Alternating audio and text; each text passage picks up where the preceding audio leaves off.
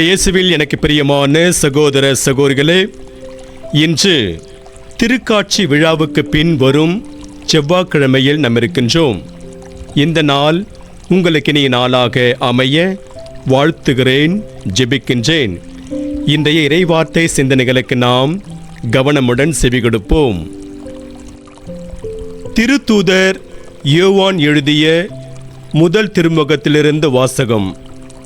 அதிகாரம் 4, இறை வார்த்தைகள் 7-10 முடிய. அன்பார்ந்தவர்களே, ஒருவர் மற்றவரிடம் அன்பு செலுத்துவோமாக, ஏனெனில் அன்பு கடவுளிடமிருந்து வருகிறது. அன்பு செலுத்தும் அனைவரும் கடவுளிடமிருந்து பிறந்தவர்கள். அவர்கள் கடவுளை அறிந்துள்ளார்கள். அன்பில்லாதோர் கடவுளை அறிந்து கொள்ளவில்லை, ஏனெனில் கடவுள் அன்பாய் இருக்கிறார். நாம் வாழ்வு பெறும் பொருட்டு கடவுள் தம் ஒரே மகனை உலகிற்கு அனுப்பினார். இதனால் கடவுள் நம்மீது வைத்த அன்பு வெளிப்பட்டது. நாம் கடவுள் மீது அன்பு கொண்டுள்ளோம் என்பதில் அல்ல, மாறாக அவர் நம்மீது அன்பு கொண்டு தம் மகனை நம் பாவங்களுக்கு கழுவாயாக அனுப்பினார் என்பதில்தான் அன்பின் தன்மை விளங்குகிறது. ஆண்டவரின் அருள்வாக்கு. இறைவனுக்கு நன்றி. பதிலுரை பாடல். திருப்பாடல் 72. பல்லவி. ஆண்டவரே, எல்லா இனத்தவரும் உமக்கு ஊழியம் செய்வார்கள். ஆண்டவரே, எல்லா இனத்தவரும் உமக்கு ஊழியம் செய்வார்கள். கடவுளே, அரசருக்கு உமது நீதி தீர்ப்பை வழங்கும் ஆற்றலை அளியும். அரச மைந்தரிடம் உமது நீதி விளங்க செய்யும். அவர் மக்களை நீதியோடு ஆள்வாராக. உம்முடையவரான எளியோர்க்கு நீதி தீர்ப்பு வழங்குவாராக. பல்லவி. ஆண்டவரே, எல்லா இனத்தவரும் உமக்கு ஊழியம் செய்வார்கள். மலைகள் மக்களுக்கு சமாதானத்தை கொடுக்கட்டும். குன்றுகள் நீதியை விளைவிக்கட்டும். எளியோரின் மக்களுக்கு அவர் நீதி வழங்குவாராக. ஏழைகளின் பிள்ளைகளை காப்பாராக. பல்லவி. ஆண்டவரே, எல்லா இனத்தவரும் உமக்கு ஊழியம் செய்வார்கள்.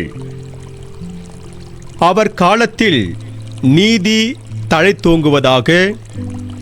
நிலா உள்ள வரையில் மிகுந்த சமாதானம் நிலவுவதாக. ஒரு கடலிலிருந்து அடுத்த கடல் வரைக்கும் அவர் ஆட்சி செலுத்துவார். பேராற்றிலிருந்து உலகின் எல்லை வரைக்கும் அவர் அரசாள்வார். பல்லவி. ஆண்டவரே, எல்லா இனத்தவரும் உமக்கு ஊழியம் செய்வார்கள். அல்லேலூயா, அல்லேலூயா. ஏழைகளுக்கு நற்செய்தியை அறிவிக்கவும், சிறைப்பட்டோர் விடுதலை அடைவர் என முழக்கமிட்டு அறிவிக்கவும் ஆண்டவர் என்னை அனுப்பியுள்ளார். அல்லேலூயா. ஆண்டவரே, நற்செய்தி தகுந்த விதத்தில் எடுத்து சொல்ல என் உள்ளத்தையும் உதட்டையும் தூய்மையாக்கும். ஆண்டவர் உங்களோடு இருப்பாராக, ஆன்மாவோடும் இருப்பாராக. தூய மார்க் எழுதிய பரிசுத்த நற்செய்தியிலிருந்து வாசகம். ஆண்டவரே, மாட்சி உமக்கே. மார்க்கு நற்செய்தி அதிகாரம் 6, இறை வார்த்தைகள் 34-44 முடிய. அக்காலத்தில் இயேசு படகிலிருந்து கலிலேயா கடற்கரையில் இறங்கிய போது பெருந்திரளான மக்களை கண்டார். அவர்கள் ஆயரில்லா ஆடுகளைப் போல் இருந்ததால் அவர்கள் மீது பரிவு கொண்டு அவர்களுக்கு பலவற்றை கற்பித்தார். இதற்குள் நெடுநேரமாகிவிடவே சீடர் அவரிடம் வந்து, இவ்விடம் பாலை நிலம் ஆயிற்றே, ஏற்கனவே நெடுநேரம் ஆகிவிட்டது. சுற்றிலுள்ள பட்டிகளுக்கும் ஊர்களுக்கும் சென்று உண்பதற்கு ஏதாவது அவர்களே வாங்கிக் கொள்ளுமாறு நீர் மக்களை அனுப்பிவிடும் என்றனர். அவர் அவர்களிடம், நீங்களே அவர்களுக்கு உணவு கொடுங்கள் என்று பதிலளித்தார். அவர்கள், நாங்கள் போய் 200 தெனாரியத்திற்கு அப்பம் வாங்கி இவர்களுக்கு உண்ண கொடுக்க வேண்டும் என்கிறீரா என்று கேட்டார்கள். அப்பொழுது அவர், உங்களிடம் எத்தனை அப்பங்கள் இருக்கின்றன, போய் பாருங்கள் என்று கூற, அவர்களும் பார்த்துவிட்டு 5 அப்பங்களும் 2 மீன்களும் உள்ளன என்றார்கள். அவர் எல்லாரையும் பசும்புல் தரையில் அமர செய்யும்படி சீடர்களை பணித்தார். மக்கள் 100 பேராகவும் 50 பேராகவும் வரிசை வரிசையாய் அமர்ந்தனர்.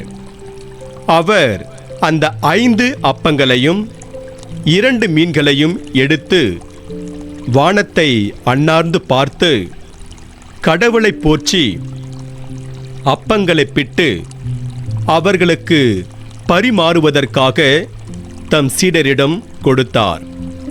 அவ்வாறே அந்த 2 மீன்களையும் எல்லாருக்கும் பகிர்ந்தளித்தார். அனைவரும் வயிறார உண்டனர். பின் எஞ்சிய அப்பத்துண்டுகளையும் மீன் துண்டுகளையும் 12 கூடைகள் நிறைய எடுத்தனர். அப்பம் உண்ட ஆண்களின் தொகை 5000. ஆண்டவரின் அருள்வாக்கு. கிறிஸ்துவே உமக்கு புகழ். நற்செய்தி வாக்கினால் என்னுடைய பாவங்கள் அகல்வதாக. ஆமென்.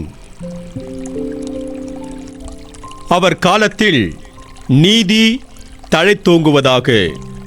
இயேசுவில் எனக்கு பிரியமான சகோதர சகோதரிகளே, முன்பொரு காலத்தில் மன்னர் ஒருவர் இருந்தார். அவருக்கு வயதாகிக் கொண்டே போனதால் அவர் தன் ஒரே மகனை அந்நாட்டின் மன்னராக முடிசூட்டிவிட்டு இறந்து போனார்.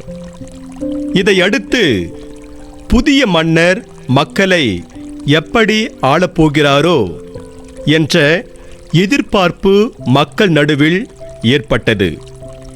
இந்நிலையில் அவர் ஆட்சி பொறுப்பை ஏற்றுக்கொண்ட சில நாட்கள் கழித்து ஒரு சாலை வழியாக சென்றார். அதில் 2 பாலங்கள் இருந்தன. அந்த 2 பாலங்களும் உடையும் நிலையில் இருந்தன. இதனால் அவர் அவற்றை புதிதாக கட்ட முடிவு செய்தார். இதற்குரிய பணத்திற்கு என்ன செய்வது என்று அவர் தன் அமைச்சர்களிடம் கலந்தாலோசித்தபோது அவர்கள் மக்கள் மீது வரி விதிக்கலாம் என்றார்கள். மக்கள் மீது வரி விதித்தல் அவர்களுடைய தோளில் மேலும் சுமையை ஏற்றி வைப்பது போல இருக்கும். வேறு ஏதாவது ஆலோசனை சொல்லுங்கள் என்றார் அவர். அப்போது அந்த அமைச்சரவையில் இருந்த ஒரு வயதான அமைச்சர், நாட்டில் பல தேவையற்ற திட்டங்களுக்கு நிறைய பணம் ஒதுக்கப்பட்டிருக்கிறது. அந்த திட்டங்களை ரத்து செய்து பணத்தை சேமிக்கலாம். அதை விடவும் போருக்காக மட்டுமே பல கோடி விரயமாகின்றது. அண்டை நாடுகளோடு நாம் நல்லுறவு ஏற்படுத்தி கொண்டால் அந்த பணத்தையும் கொண்டு நாட்டில் பல நல்ல திட்டங்களை செயல்படுத்தலாம் என்றார். இதை கேட்டு பெரிதும் மகிழ்ந்த மன்னர் அவரை வெகுவாக பாராட்டினார். மேலும் அவர் சொன்ன பல நல்ல ஆலோசனைகளையும் கருத்தில் எடுத்துக்கொண்டு மக்களுக்கு நல்லாட்சி வழங்கி மக்களை நீதியோடும் நேர்மையோடும் வழி நடத்தி சென்றார்.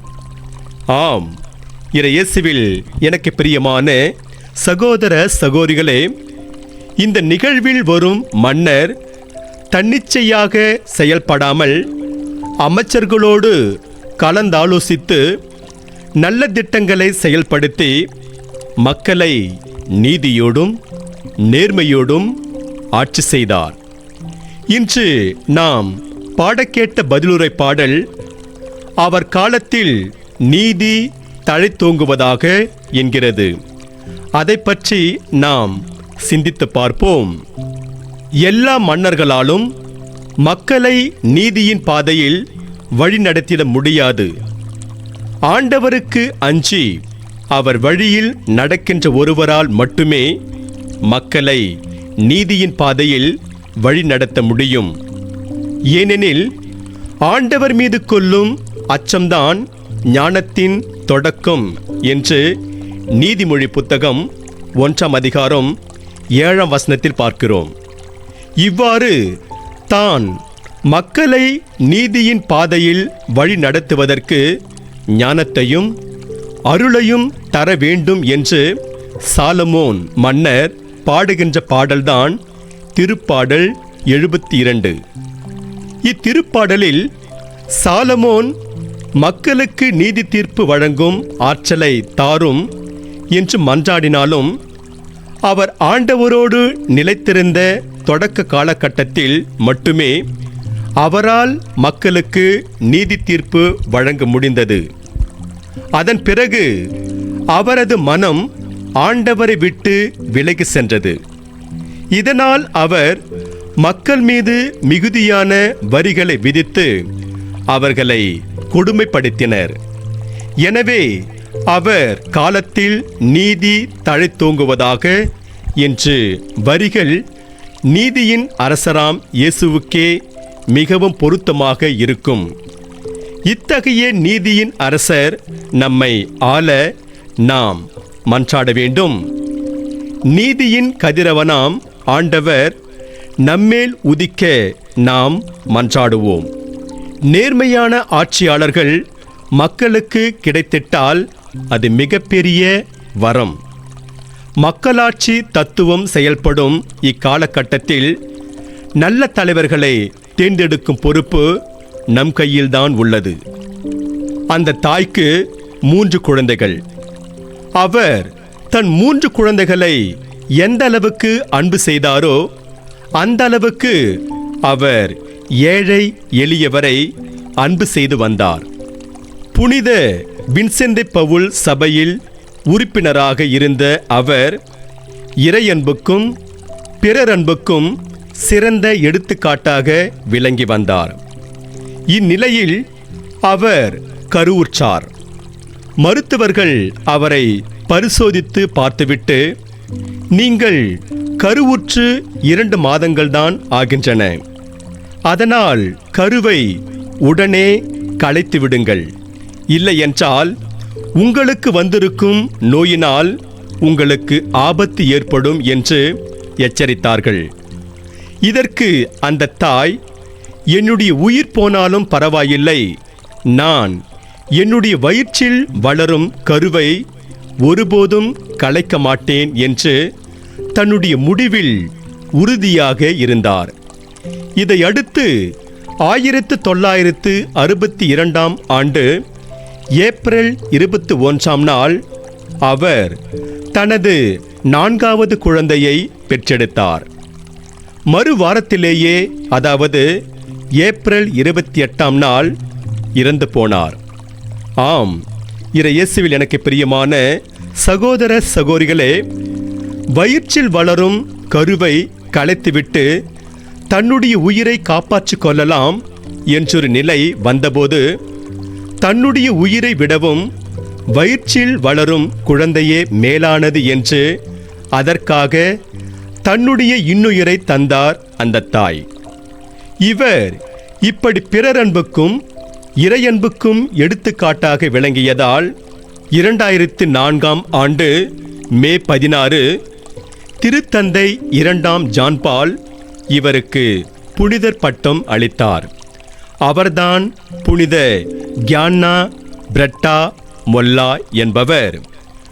அன்பு செலுத்தும் அனைவரும் கடவுளிடமிருந்து பிறந்தவர்கள் என்று யோவான் இன்றைய முதல் வாசகத்தில் கூறுகிறார். ஏழை எளியவரை அன்பு செய்து தன் குழந்தைக்காக தன்னையே தந்தவர் என்ற அடிப்படையில் கியான்னா பிரெட்டா மொல்லாவை கடவுளிடமிருந்து பிறந்தவர் என்று உறுதியாக சொல்லலாம். நாம் கடவுளிடமிருந்து பிறந்தவர்கள் என்பதை நிரூபிக்க என்ன செய்வது என்று இப்போது நாம் சிந்தித்து பார்ப்போம். ஒருவர் மற்றவரிடம் அன்பு செலுத்துவோமாக என்ற வார்த்தைகளுடன் தொடங்கும் இன்றைய முதல் வாசகம், அன்பு செலுத்தும் அனைவரும் கடவுளிடமிருந்து பிறந்தவர்கள், ஏனெனில் கடவுள் அன்பாய் இருக்கின்றார் என்கிற வரிகளில் அதன் உச்சத்தை அடைகின்றது. கடவுள் அன்பாய் இருக்கின்றார் என்பதற்கு சான்றாக இருக்கின்றது இன்றைய நற்செய்தி வாசகம். நற்செய்தியில் இயேசு ஆயனில்லா ஆடுகள் போல இருந்த மக்கள் மீது பரிவு கொண்டு அவர்களுக்கு பலவற்றை கற்பிக்கின்றார். அத்தோடு அவர் நின்று விடாமல் பசியோடு இருந்த அவர்களுக்கு உணவளிக்கிறார். இயேசு பகிர்ந்தளித்த அல்லது பலுக செய்த அப்பங்களை உண்ட ஆண்களின் தொகை மட்டும் 5000 என்றால், பெண்கள் மற்றும் குழந்தைகளை சேர்த்தால் எப்படியும் 20000 பேர் வரலாம். அத்தனை பேருக்கும் இயேசு அன்போடு உணவளிக்கின்றார். இயேசு மக்கள் மீது அன்பு கொண்டு அப்பங்களை பலுக செய்தார் எனில், அவர் வழியில் நடக்கும் நாம் ஒவ்வொருவரும் ஒருவர் மற்றவர் மீது அன்பு கொண்டு அவர்களின் தேவையை பூர்த்தி செய்ய வேண்டும். அப்போதுதான் நாம் கடவுளிடமிருந்து பிறந்தவர்கள் ஆக முடியும். இன்று நமக்கு கொடுக்கப்படுகின்ற இறை சிந்தனையாக, கடவுள் அன்பில் பேரொளி எனில் சிறு அகல்விளக்கு அளவிலாவது நாம் இருப்போம். அன்பு என்பது வெறும் சொல்லல்ல, அது செயல். ஒருவருடைய வாழ்வை தீர்மானிப்பதற்கு அன்பே அளவுகோலாய் இருக்கிறது. இன்று நமக்கு கொடுக்கப்படுகின்ற ஆன்றோர் வாக்காக, என்னிடம் அன்பு இல்லையேல் நான் ஒன்றுமில்லை என்று முதல் கொரிந்தியர் புத்தகத்தில் 13ஆம் அதிகாரம் 2ஆம் வசனத்தில் தூய பவுல் கூறுவார். ஆகவே இறையேசுவில் பிரியமான சகோதர சகோதரிகளே, நாம் இறை மனித அன்பில் சிறந்து விளங்கி இறையருளை நிறைவாக பெறுவோம். இறைவன் உங்கள் அனைவரையும் நிறைவாக ஆசீர்வதிப்பாராக. ஆமென்.